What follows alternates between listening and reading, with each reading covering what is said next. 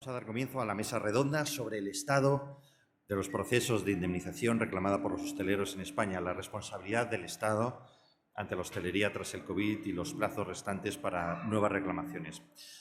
Bajo la moderación de Diego Solana, socio de Cremades Calvo Sotelo, intervienen varios profesionales. En primer lugar, Begoña Freire, chef del restaurante Étimo, un restaurante que rescata los orígenes de la cocina extremeña, en el que se proponen nuevos sabores a inigualables experiencias, llevándola a la alta cocina. Don Vicente Conde Martín de Hijas, ex magistrado del Tribunal Supremo y del Tribunal Constitucional, abogado y socio de Cremades Calvo Sotelo. Alfonso García, quien regenta Casa Alfons, uno de los restaurantes más emblemáticos de Barcelona, con 85 años de experiencia. Es responsable de la tercera generación al frente de este templo de la gastronomía de nuestro país. Y Rafael Martins de Lima, CEO de Martins de Lima, Forensic and Finance. Es experto financiero, profesor del Instituto de Empresa, consultor, asesora a grandes empresas y emite informes para procedimientos judiciales, arbitrajes, y participa a través de su análisis pericial los procedimientos de reclamación de indemnización por las medidas de cierre y restricción de la actividad de la hostelería. Bienvenidos, muchas gracias. ¿Qué tal? Buenas tardes a todos. En primer lugar, muchas gracias a los organizadores, a Alfredo Gómez Acebo, a don Rafael Ansón, a Hostelería España también, y en general todas las personas que están involucradas que permiten que tengamos este espacio, ¿no? Decíamos el año pasado, porque estuvimos aquí en una situación mucho más complicada, pero los retos jurídicos siguen siendo básicamente los mismos, ¿no? Después del frente sanitario, y que trajo desafortunadamente durante la pandemia tanta tristeza, tanta desgracia, no solo a este país, sino al mundo, pues no podíamos olvidar el frente económico, ¿no? Los miles y miles de negocios, los miles y miles de puestos de trabajo, los miles de sueños que fueron arrollados totalmente por la pandemia, ¿no? Y bueno, pues como abogados, yo como profesional de la abogacía y mis compañeros pues también del despacho Cremades y Calvo Sotelo, pues nos veíamos compelidos a intentar encontrar alguna solución jurídica, algún argumentario jurídico que permitiera, pues desde el momento en el que se estaba prohibiendo a muchas personas ejercer la libertad de empresa con la finalidad de evitar la propagación de la pandemia, y siendo esto razonable, o ya veremos en el futuro que si se concluye que fue razonable o no, pero en cualquier caso era la medida que se estaba adoptando en todo el mundo, pues parecía razonable que se limitara la posibilidad del ejercicio libre de los servicios de hostelería. Luego se tomaron muchas restricciones, todo eso generó muchísimos daños y perjuicios.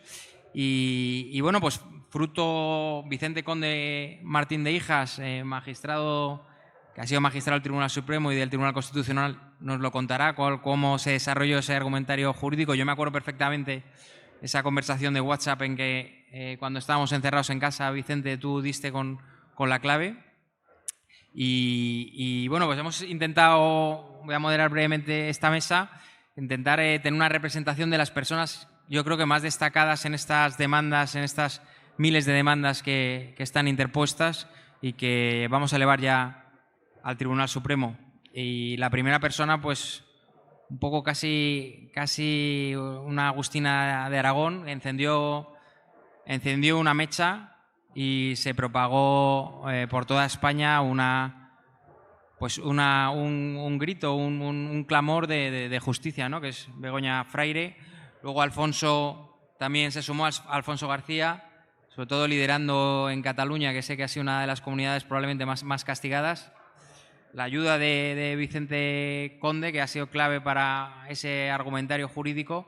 Y finalmente Rafael Martins de Limas, que bueno, ayudó para establecer unos parámetros, unos parámetros económicos que pudieran permitir a los reclamantes cuantificar los daños y perjuicios, ¿no? Que no ha sido una tarea nada fácil. Y sin más preámbulo, pues Begoña, por favor, te paso la palabra.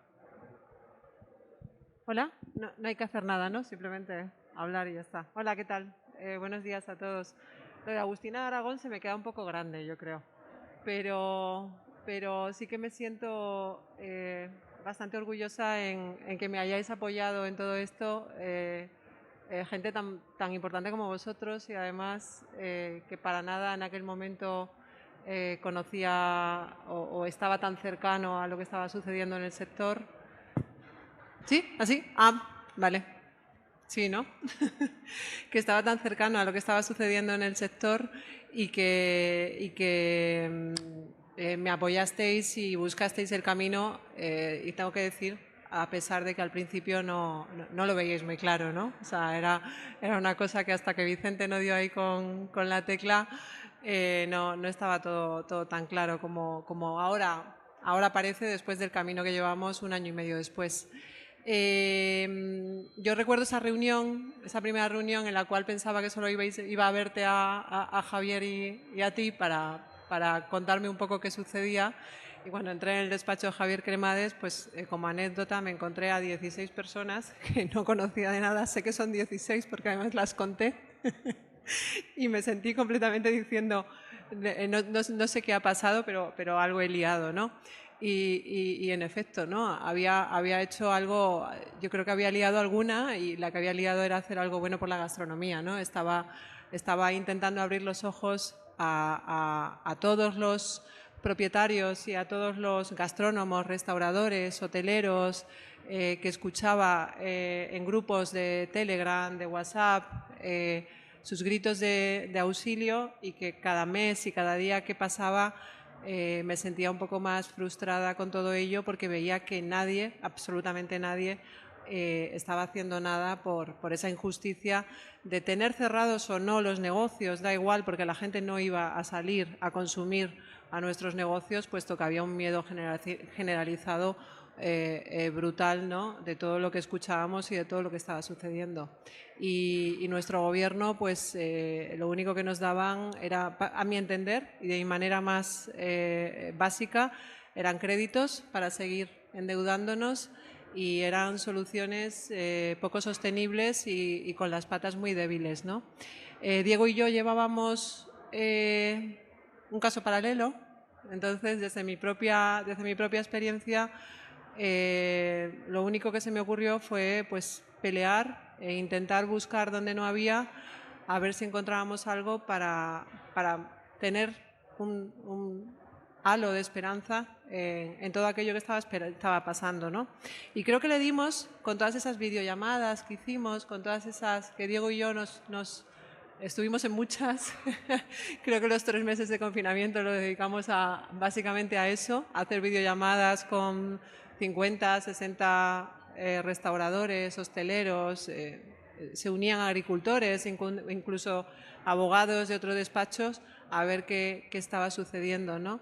Y yo creo que dimos un hilo o una voz de esperanza a mucha gente que había tirado por completo la toalla, ¿no? Que a lo mejor no había tenido esa herramienta que tenía yo, que era poder hablar con Diego Solana todos los días y poder de alguna manera echar toda mi energía o mala energía en él con todas mis frustraciones, ¿no? Y entre los dos pues salió esto, se nos ocurrió esto y parece que después no fue tan descabellado, ¿no? Parece que ahí tenemos un pequeño hilo, ¿no? de esperanza y para mí es importante además porque han caído muchos por el camino, como decía Diego, han caído muchos sueños, el mío entre uno de ellos, hace nada he cerrado Étimo por traslado, no sé si lo volveré a abrir y no ha sido solamente por una causa económica, ¿no? Ha sido ya por una causa de deterioro, de lucha, de todo ha cambiado, de la gente no ve la historia como la veía antes de la pandemia. Y no, o sea, no es una cosa que me duela, pero sí que esto, la demanda o lo que estamos iniciando aquí, creo que ha dado o sea, me mueve a decir, bueno, pues no ha sido en vano, ¿no? Todavía tenemos una esperanza. Los que hemos caído saldremos, somos luchadores, no tenemos ningún tipo de problema, o sea, montaremos otros negocios, trabajaremos para más gente, gracias a Dios la hostelería está resurgiendo, pero creo que hay que decir basta, ¿no? O sea, creo que hay que decir, bueno, pues tenemos que luchar por lo que era nuestro, nos quitaron y nadie nos pidió ni siquiera disculpas, ni perdón, ni gracias por hacerlo, ¿sabes? Una mera gracias por haber sacrificado tu sueño, tu negocio, por salud, por supuesto. No tendría ninguna duda en volver a hacerlo, pero creo que sí, que nos deben algo. Y no mucho más, Diego. Sabes que podría contar muchas cosas, pero creo que mis compañeros deben también hablar. Pues nada, Begoña, muchísimas gracias. Y pues si te parece, Alfonso, nos das tú un poco la visión desde Cataluña, cómo lo viviste. Bueno, muy buenas a todos. Bueno, mi caso empezó, bueno, como el de Begoña, pero desde Barcelona. Nosotros, con un tocayo amigo mío que está aquí presente en la sala, empezamos la cruzada o la revolución, llámese como sea, o la indignación, porque esto vino con la suma de muchas cosas, ¿no? Ya no solo de cartera y de dinero hablábamos de dignidad y de amor propio, que creo que era necesario en este país un poco de amor y dignidad, ¿no? Cosa que me estaba yo alucinando, que iban pasando los meses y nadie veía esos síntomas. Yo no notaba esos síntomas con nadie. Viendo que también las patronales iban muy lentas, estaban siempre con el lloro y el lamento, pero no había acción jurídica ninguna, hasta que Begoña, bueno, yo con mi cruzada en Barcelona y ella con la de Madrid, hubo una amiga común, chef, que nos puso en contacto. Me dice, oye, Alfonso, lo que estás empezando tú aquí en Barcelona, tenemos a Begoña que está en Madrid muy avanzando con el asunto. Digo, oye, pues estábamos con un bufete en Barcelona, teniendo unas primeras conversaciones, y al final, bueno, me presentó a Javier Cremades, a Diego, a Vicente, todos los que están aquí presentes, y me presentaron la estrategia a seguir, y con la experiencia que tenían ellos contrastada en otras demandas colectivas, pues vi que había una luz al final del camino. Además, dentro de mis emociones internas, había una en particular, que nosotros somos una casa de casi 90 años en Barcelona, somos una empresa catalogada históricamente, y que mis abuelos, mi abuelo y mi abuela, eso me indignaba doblemente, en plena guerra civil, que la tuvieron que vivir, bueno, no les obligaron a cerrar, curiosamente, ¿no?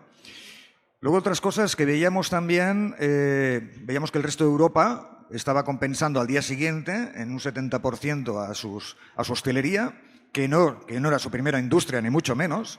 Sin en cambio, una de nuestras primeras industrias en España, que es la hostelería, con su canal Horeca entero, veíamos que, oye, que, como decía Begoña, pediros un ICO como una ayuda. La palabra ayuda, Dios mío, ¿cómo nos han, digamos, somatizado con la palabra ayuda? No, es un derecho que tenemos, por eso estamos aquí, porque tenemos un derecho. La obligación es pagar impuestos. Y nuestros derechos es, papá Estado, ayúdanos cuando realmente te necesitamos. En este caso, el Estado había desaparecido por completo. Es decir, tomar más problemas, endeudaros más. Bueno, entonces yo me gustó mucho, vi la luz al final del camino gracias a la estrategia que era más y Calvo Sotelo, y me animé a sumarme con Begoña a esta misión, que al final es una misión que tenemos por nosotros, por toda la hostelería, por todos los que viven de la hostelería, porque proveedores también. No nos olvidemos que ya introduje, presenté a Diego y al buffet a varios representantes de distribuidores para que se sumaran paralelamente a otro tipo de demanda, que si quieren luego la explicarán si les da tiempo, porque a ellos no les obligaron a cerrar ni les prohibieron trabajar. Mira qué ironía, pero se quedaron sin el 100% de clientes. Curioso, ¿no? Bueno, pero estaban pobrecitos míos también en la pobreza absoluta como nosotros. Luego se nos causó un doble problema, es decir, pídete los ICOs, a quienes se los concedían sí y a quienes no se los concedían no. Con eso solventar alquileres, proveedores, bueno, una lucha que tuvimos mental, emocional y un desgaste brutal. Por eso que somos unos supervivientes, los que estamos aquí todavía nos consideramos unos supervivientes. Nada más, yo cuando me han hecho, no me quiero extender, yo cuando me habían hecho una entrevista en televisión en Cataluña, en Barcelona, me hicieron alguna pregunta trampa, como hicieron Alfonso. Tú, si le hablaras con el ministro de Sanidad, ¿qué le dirías si tuvieras que dirigirte a él? Digo yo, que la hostelería al principio, si hubieran pensado mejor, éramos la solución y no el problema, porque es un lugar de protección el nuestro, no de lo contrario, y así todavía se ha demostrado que todavía estamos esperando una analítica oficial, que la última que vimos fue hace no sé cuánto, que no llegábamos ni al 3,5% de foco de contagio. Por tanto, es todo tan incoherente y tan fuera del sentido común, el más común de los sinsentidos, que en fin, aquí estamos y esperamos que tengamos mucho éxito, podamos ganar esta contienda creo que nos lo merecemos toda la hostelería de España, un respeto, sobre todo un respeto. Ya no es un dinero, sino es ganarnos el respeto. ¿De acuerdo? Muchas gracias a todos y un placer.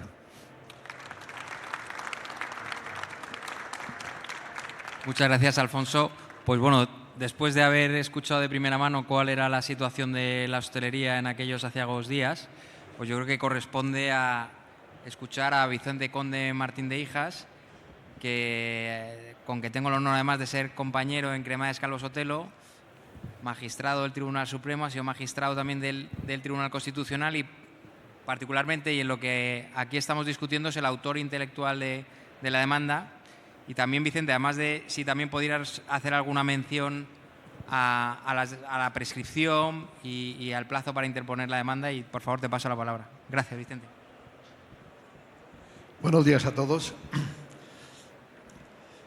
Es para mí un placer estar una vez más en este congreso para hablarles de un tema que está relacionado directamente con la hostelería, puesto que dentro de esta actividad surgen obstáculos.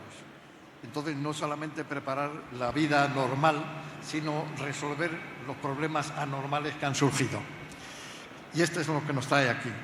Cuando llegó la pandemia y la declaración del estado de alarma, el primer golpe que lo sufrió precisamente fue la hostelería, aparte de pequeños comercios que los cerraron.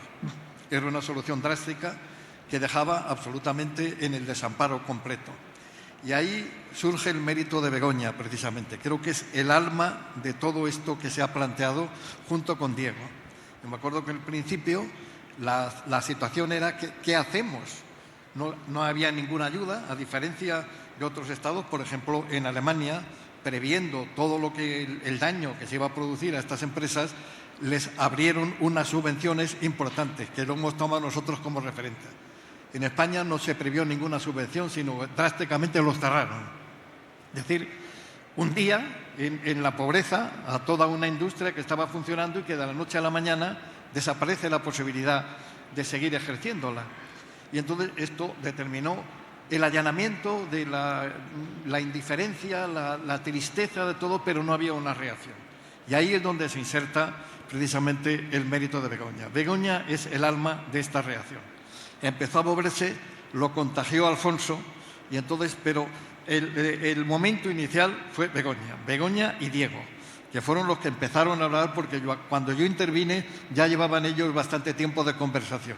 Entonces, nos pusimos, siguiendo un poco la estela poética de Rafael Ansón, hablando de Machado, pues igual, nosotros entendíamos, no hay camino y tenemos que hacer un camino al andar. Entonces nos pusimos a estudiar y encontramos la posibilidad que tengo que advertir de partida, que es la posibilidad que se va a plantear como nueva con toda la incertidumbre que se supone. Pero conscientes de la incertidumbre de eso, tuvieron el valor de decir adelante. Entonces, en la ley de alarma, excepción y sitio, perdón el tecnicismo, pero no hay más remedio. En la ley de alarma, excepción y sitio hay un artículo, que es el artículo 3, donde se establece que los que como consecuencia de los daños sufridos por la aplicación de las disposiciones dictadas en estas situaciones sufran perjuicios de carácter directo en su persona, bienes o acciones, tendrán derecho a ser indemnizados conforme a lo dispuesto en las leyes. Esto para nosotros tenía una importancia fundamental porque entendimos, así lo sostenemos, que es un título de indemnización singular y diferente de todos los otros planteamientos de la responsabilidad patrimonial del Estado. Como sabéis, la Constitución establece la responsabilidad patrimonial de la Administración pública por los daños causados en el funcionamiento de los servicios públicos.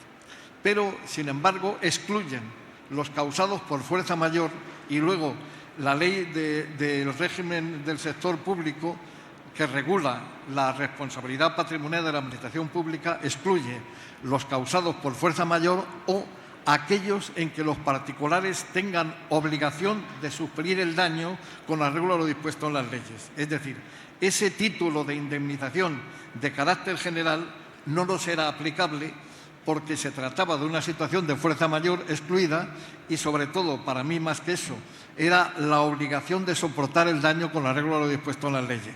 Naturalmente, una disposición de carácter general con la finalidad de evitar el contagio de la pandemia determinaba la consecuencia de la obligación de soportar el daño. Es decir, la responsabilidad patrimonial del Estado, que era la primera vía a ensayar, a pensar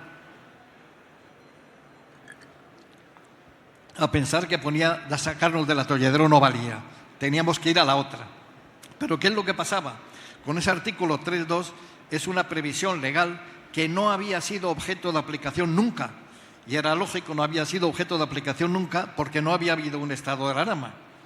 Únicamente hubo uno, años atrás, cuando el cierre del espacio aéreo por los controladores aéreos, pero que no tenía nada que ver, ni produjo daño, ni nada, era simplemente otra cosa distinta. Con lo cual nos enfrentábamos, por primera vez, todo un sector de producción de enorme importancia que estaba paralizado y que era acreedor de la aplicación de ese precepto. ¿Qué es lo que va a pasar? Desde el primer momento esto se supo y hubo un tanto de valor, es decir, adelante, veremos a ver qué pasa. Entonces, nos estamos jugando en este momento pues incluso toda una modificación del ordenamiento jurídico. Entonces, ahí emprendimos ya. Entonces, ya se fue expandiendo el mensaje y hoy tenemos pues muchas empresas que están atadas a la situación y que vamos. Entonces, vamos aquí, se planteó. Ahora quiero dar cuenta de cómo está la situación. La situación es que hicimos la reclamación correspondiente. Naturalmente, aquí el problema muy importante es cuantificar los daños. Y ahí es donde empieza precisamente la intervención pericial. Entonces, tomamos como módulo lo que había hecho Alemania, trasladándolo. Es decir, Alemania lo hizo ex ante. Es decir, ustedes van a sufrir unos daños y ahí tienen una subvención. Nosotros lo hacemos ex post, después. Es decir, a nosotros nos han causado un daño, nos los tienen que compensar. Y tenemos el margen jurídico para que nos lo compense. Este era el planteamiento jurídico de partida y entonces se hicieron las reclamaciones, una vez que se hicieron ya unas comunicaciones, se hicieron grupos, etcétera, etcétera, y se empezaron las reclamaciones. Hay muchas reclamaciones pendientes, se hicieron ante la Administración reclamando sobre la base de un módulo de aplicación que era de carácter razonable, un 70% de la media de ingresos de los 3 años anteriores. Este era el módulo con carácter general. Luego hay también distintos tipos porque había restaurantes que no habían tenido los 3 años anteriores. Pero, en fin, eso ya era la singularidad de cada uno buscando la forma de esto. Entonces, ahí ya están los cálculos económicos para reclamar la diferencia que no ingresaron porque no pudieron trabajar, sencillamente. Entonces, como digo, se hicieron las reclamaciones administrativas, ha estado transcurriendo el tiempo y ha transcurrido ya el suficiente para entender que transcurridos 6 meses la petición se entiende desestimada por silencio. Y entonces, en ese caso, entendiendo que está desestimada, estamos en la posibilidad de formular el correspondiente recurso contencioso administrativo, que en este caso es ante el Supremo, porque como las medidas provienen del Gobierno, entonces la competencia para juzgar los actos del Gobierno le está conferida al Tribunal Supremo. Es decir, que se va a resolver de una vez para siempre en un sentido u otro. Hay algunas medidas que son tomadas en vez de directamente por el Gobierno, complementarias de estas tomadas por los presidentes de las comunidades autónomas, pero son por delegación del Gobierno. Y entonces, en estos casos, cuando una autoridad procede por delegación de otra, se entiende que el acto jurídico está causado por el delegante, no por el delegado. Con lo cual, todo converge a la competencia del Tribunal Supremo, que es lo que queríamos para no estar perdiéndonos en distintos tribunales superiores de justicia. Y esta es la situación en que nos encontramos hoy, es por tanto que ya podemos interponer el primer recurso contencioso administrativo. Hace ya creo que un mes o más de un mes que ya podíamos haberlo hecho. nos reunimos en el despacho y para plantear si dábamos ya el paso o no. Entendimos que era mejor esperar por lo menos un poco más, aproximadamente un mes y tal, para ver si en ese ínterin la Administración se había pronunciado, porque a nosotros nos interesa saber qué va a decir la Administración, con objeto de poder, en su caso, rebatirlo. Entonces, iríamos más cómodos ante el Tribunal Supremo si supiéramos que la Administración nos desestima la pretensión, que eso lo damos por hecho, que la Administración no se va a allanar a nuestra petición para concedernos lo que reclamamos. Desde el primer momento partimos de la base de que la Administración iba a decir que no, ¿no?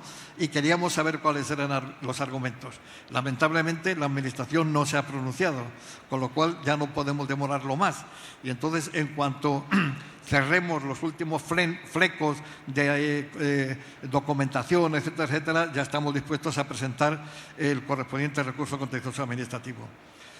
El recurso, para marcar un poco las fases de cómo está, el recurso contencioso administrativo, la interposición del recurso se hace sin ninguna argumentación, es decir, no es nada más que la interposición del recurso, es decir, venimos a interponer recurso contra el acto jurídico, que es el de desestimación por silencio, y para usted de contar.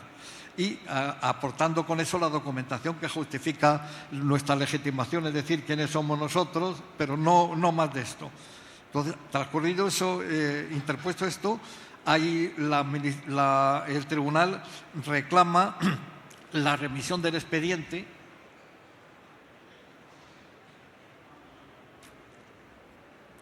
la remisión del expediente administrativo, se lo reclama a la Administración y que lo tiene que mandar en 20 días.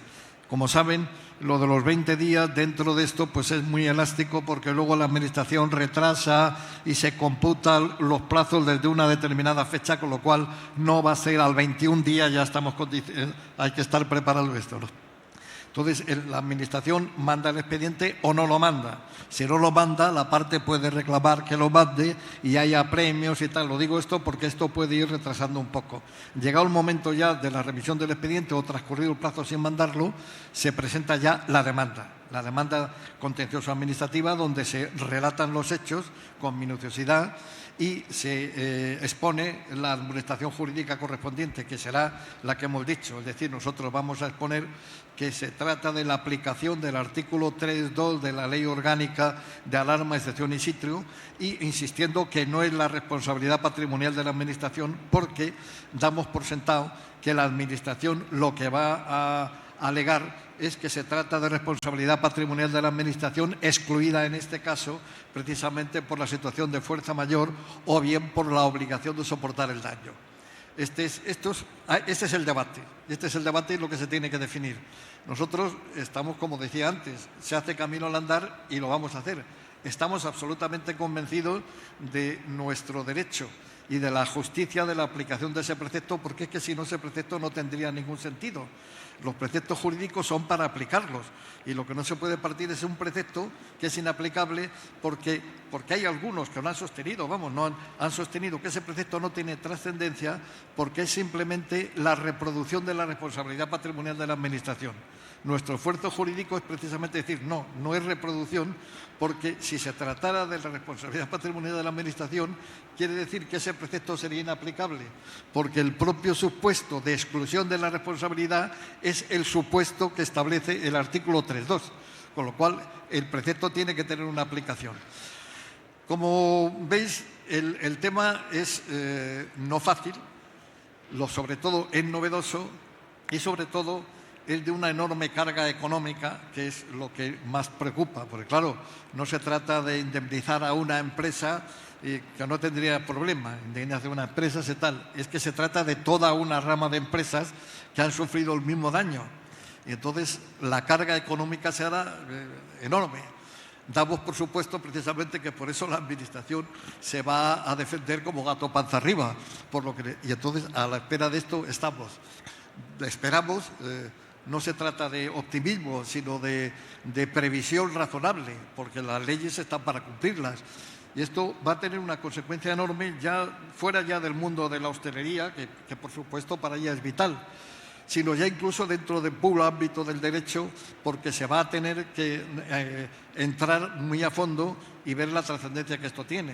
Desde el primer momento se trató, porque incluso en las empresas de hostelería hubo muchas que tenían miedo a que pudiera la Administración reaccionar contra ellas. Entonces, desde el primer momento se dijo, mire, esto no tiene ningún carácter político, se entendía, tenían el temor de entender que era como una regla o una guerra de este tipo de sociedades contra el gobierno. Así que, no, mire usted, nosotros no estamos peleando contra el gobierno, no tiene ninguna significación política. Esto simplemente es reclamar un derecho que el ordenamiento jurídico nos atribuye. Y entonces, esto lo que pasa es que naturalmente ahora, llegados a este momento, eso sí que se va a plantear. Es decir, vamos a ver que nos enfrentamos a una situación que con vistas a posibles hipotéticos nuevos estados habrá que tener en cuenta. Porque claro, o sea que vamos a abrir una brecha o bien para alertar al gobierno a que no se puede hacer con esa...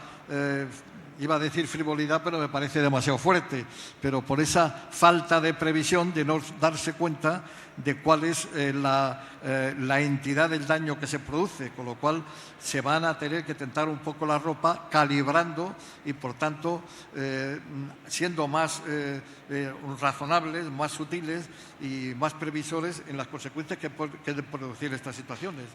Este es el debate que está planteado, por lo tanto, veréis que tiene una enorme importancia de tipo político, sin duda en ningún género. Lo digo a esto, que es lo que hemos excluido antes, pero es inevitable, esto va a estar ahí. ¿Y qué es lo que va a pasar? Pues el tiempo lo dirá. Veremos a ver, esperamos, desde luego tenemos toda la ilusión volcada ahí y veremos a ver si prospera. Pero, en fin, el tiempo lo dirá. Muchas gracias por la atención. Rafael, antes de hablar... perdón, Vicente, antes de pasarle la palabra a Rafael y luego me gustaría, creo que aquí hay bastantes hosteleros que se han sumado a la demanda, luego que haya un pequeñito turno de preguntas, si alguien quiere preguntar algo. No, el tema de... Hay una discusión doctrinal ahora, Vicente, que es el plazo para sumarse a las reclamaciones. No sé si tú nos puedes ilustrar un poco cómo lo ves.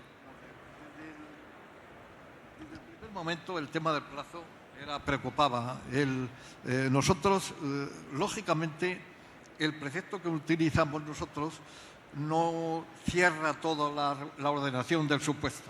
O sea, es un precepto abierto porque dice conforme a las leyes. Nosotros entendimos desde el primer momento que esto era asimilable a la regulación de la responsabilidad patrimonial de la Administración en cuanto al procedimiento, no en cuanto a la base para reclamar, sino el procedimiento de la reclamación. Y ahí, entre otras cosas, estaba el plazo de un año, que es el establecido para reclamar la responsabilidad patrimonial de la Administración. Nos hemos movido siempre en el plazo de un año, pero ¿cómo se computa el plazo de un año? Lo que está pendiente en este momento es la tramitación de las consecuencias de la primera declaración del estado de alarma, porque, como sabéis, hubo uno que fue al principio, el Real Decreto 363 del 2020, pero luego hubo otra en octubre. Con lo cual, no es en el momento de la declaración del estado de alarma, sino en el momento de determinación del daño. Es decir, el estado de alarma, la aplicación de las disposiciones dictadas sobre el estado de alarma produce el daño. Pero el daño, mientras no se materialice, no empieza el plazo a contar. Eso es un tema que será uno de los que se debatirán enormemente en el pleito y veremos a ver cómo sale. Nuestra base de partida fue un año a partir de la terminación. Pero no obstante, nosotros, para mayor tranquilidad, porque sabíamos que era uno de los flancos donde nos iban a atacar, lo contamos, creo que era desde el mes de mayo, que era cuando se levantó ya los cierres y tal, y entonces era un año desde el mes de mayo del 20 al 21, la reclamación se hizo antes. Ahora queda pendiente el segundo estado de alarma, que conjugaremos con los mismos criterios, pero todavía esto no está manteniendo las reclamaciones correspondientes del segundo. Estamos en el primero. Muchas gracias, Vicente. Bueno, pues ya ahora nos faltaba la última pieza, ¿no?, dentro de toda esta estructura jurídica. Teníamos la valentía y la osadía de Begoña y de Alfonso, la inteligencia y valentía y osadía también de Vicente Conde de elaborar todo este discurso jurídico tan rompedor y tan singular, y necesitábamos pues una persona que compartiera una visión también creativa, innovadora y que estuviera dispuesto a afrontar un reto de estas dimensiones, ¿no? Hablamos con muchas personas y finalmente pues hemos estado colaborando con Rafael Martins de Limas y bueno, estamos muy contentos. Rafael, pues cuéntanos un poco tu visión.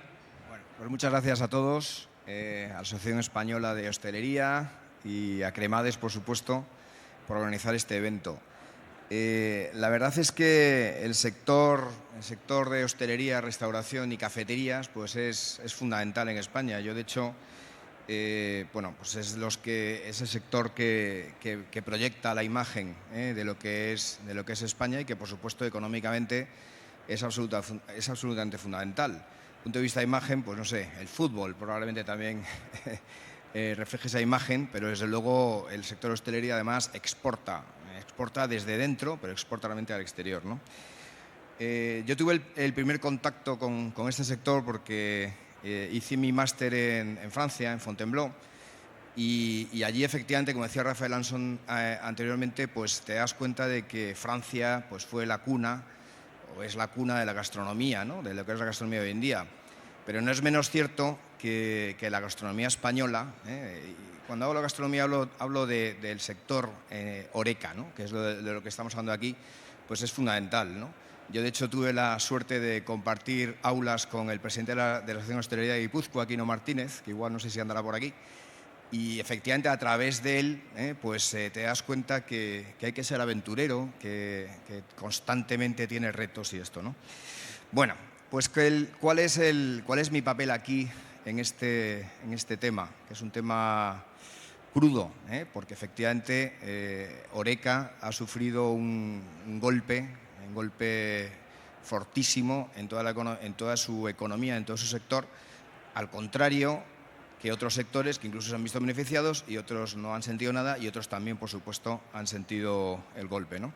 Bueno, pues el papel nuestro aquí es hacer las cuentas. Efectivamente, es fundamental la labor de Vicente y de los socios de Cremades, ¿no? Que han estado dándole vueltas a cómo jurídicamente se puede hacer esto. Yo, como economista, al principio decía, pues no sé cómo se puede encajar. Ellos han encontrado una forma, la ha explicado aquí perfectamente Vicente Conde, que es fundamental y que tenerla. Pero luego toca hacer las cuentas. ¿Por qué tiene que haber alguien que hace las cuentas? Bueno, pues por los jueces, la judicatura, pues digámoslo así, no se fía, estoy hablando un poco en plan coloquial, por supuesto, de los abogados, pero los abogados buscan, digamos, el beneficio de su cliente, como no puede ser de otra manera, ¿no? Entonces requieren que exista un experto independiente, perito es un entendido, que haga las cuentas. Y este es el papel nuestro en todo este lío. Por supuesto, en cualquier pleito entre empresas o en lo cual juegan empresas, pues en el 90% de los casos hay un tema económico y aquí es nuestra labor el hacer esas cuentas, ¿no? Y explicarlas y que estén hechas de la manera más sencilla posible, porque lo tienen que entender gente pues, que no es experta, ¿no? Entonces, estamos en un caso, en un principio complicado, porque evidentemente todo el mundo dijo, pues yo me he arruinado, me ha hecho muchísimo daño, pero hay que cuantificarlo y tiene que ser vendible. Entonces, efectivamente, el criterio que en colaboración con los abogados, por supuesto, siempre elegimos, es que comentaba antes Vicente Conde, queríamos comparar los beneficios de 3 años anteriores que habían obtenido las empresas con los beneficios que se habían obtenido en la época del COVID. Bueno, pues aquí ya estamos empezando a tener algo complicado, ¿no? Porque ¿qué beneficio utilizamos? Porque beneficios hay muchos. Está el beneficio neto, está el beneficio antes de intereses e impuestos, está el flujo de caja. Para los que sepáis un poco más del asunto, pues no es tan fácil, ¿no? Entonces, el beneficio que elegimos como más convincente de cara a lo que estamos aquí realmente hablando, que es una influencia clarísima de una pandemia, que es un evento externo totalmente al sector y a la economía, bueno, pues fue el beneficio antes de intereses, impuestos, depreciaciones y amortizaciones. Esto en inglés se suele llamar EBITDA y, como digo yo en mis clases, soy profesor del IE también, de finanzas, pues es el parámetro de moda, ¿no? ¿Por qué lo utilizamos? Bueno, porque este beneficio es el que tiene en cuenta, en primer lugar, los ingresos y los costes, ojo, provenientes del negocio ordinario. Es decir, si hay un empresario pues, que ha vendido, yo qué sé, una casa que pertenece o un inmueble que pertenece a la empresa y ha obtenido un beneficio por esa venta, eso no lo tenemos en cuenta en el cálculo, ¿de acuerdo? O ha habido unos costes extraordinarios, pues por la razón que sea, tanto en los años precedentes, es decir, de 2017 a 2019, o en los años posteriores, tampoco los podemos tener en cuenta. No tenemos en cuenta el pago de intereses, no tenemos en cuenta el pago de impuestos y no tenemos en cuenta tampoco las amortizaciones. Las amortizaciones no es más que un apunte contable de inversiones que has hecho en años anteriores. Por tanto, eso pues no lo tenemos en cuenta. Si has amortizado más o menos, eso digamos es un tema contable que no afecta directamente al bolsillo. Tampoco tenemos en cuenta, y esto es complicado a veces explicarlo, hemos tenido cientos, más bien miles de llamadas, Cremades, que ha hecho una labor espectacular, pues por supuesto que también. Nosotros en nuestra parte, pues mucha gente dice, oye, pues he hecho unas inversiones en el año 2019 y fíjate lo que me ha pasado. Bueno, pues estas inversiones no las podemos tener en cuenta porque, pues posteriormente, teóricamente, esos empresarios o estos restaurantes se beneficiarán de ello. Si hemos tenido en cuenta el coste financiero que han asumido estas empresas o estos autónomos durante 2020. En un principio, los cálculos los hemos hecho comparando 2020, ¿de acuerdo?, con años anteriores. ¿Por qué lo hemos hecho así? Porque en este sector hay empresas de todo tipo y, claro, para hacer una reclamación colectiva, pues hemos tenido que aquilatar costes porque, evidentemente, lo que no podemos hacer es, encima, después de haber sufrido toda esta penuria, pues cargar con un procedimiento individual para cada uno. Entonces hemos tenido que, para poder ofrecer un coste mínimo a cada uno de los reclamantes, pues encontrar un procedimiento común. Hemos intentado hacerlo, hay cantidad de casos. El caso de las inversiones es un tema claro. Hay personas que nos han llamado diciendo, fíjate que yo he hecho una inversión, pero lo ha hecho a título personal o lo ha hecho mi mujer. Eso no lo podemos tener en cuenta.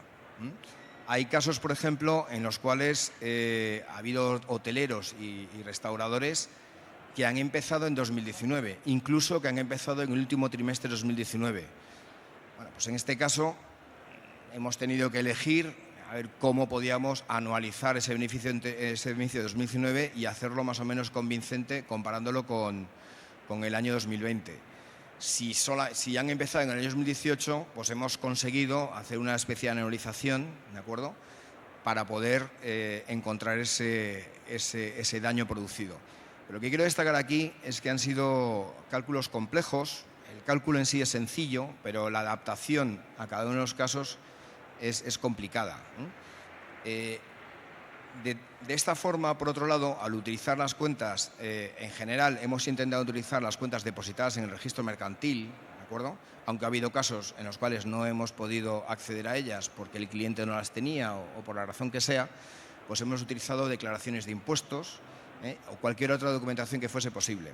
Lo que quiero decir es que lo ideal hubiera sido tener pues, la contabilidad mensualizada, que en los casos en los cuales ha habido algún reclamante que sí los tenía, los hemos utilizado, pero lo que quiero comentar es que ese sentimiento que entiendo que tienen todos y cada uno de los afectados, pues ha sido necesario reclamarlo, plasmarlo, digamos, en cifras, ¿de acuerdo?, y hay que adaptarse a cada una de las situaciones de cada uno, ¿vale? Pero el criterio generalizado es este, es decir, el beneficio obtenido en 2020 menos el promedio de los beneficios utilizados en los ganados en los 3 años anteriores. Básicamente esta es la explicación que quería dar y si hay preguntas yo encantado de responder. Muchas gracias. Muchísimas gracias. No sé si nos da tiempo a alguna pregunta, Alfredo, o si hay, como sé que hay gente que pueda tener alguna duda o quiera preguntar alguna cosa. Nos queda todavía un minuto. En cualquier caso, nosotros estaremos por aquí por si alguien se quiere acercar y preguntar alguna cosa de su caso o de lo que sea. Bueno, pues nada, si no hay preguntas, pues Alfredo, gracias a todo el mundo.